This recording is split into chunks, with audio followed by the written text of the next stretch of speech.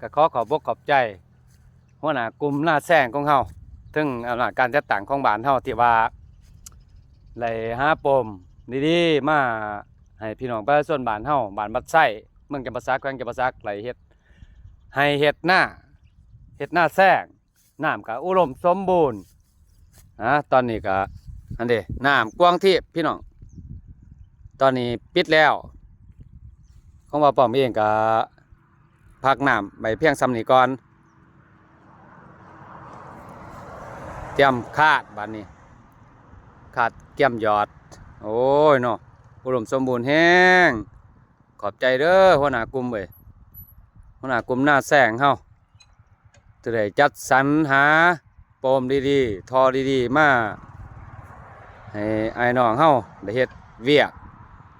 ปลูกข้าวปลูกฝังการเกษตรเฮ็ดหน้าให้หน้าตากาของเฮาก็อุดมสมบูรณ์ปีนี้ทุกๆปีก็อุดมสมบูรณ์คือกันบ่ว่าแต่ปีนี้อุดมสมบูรณ์ทุกปี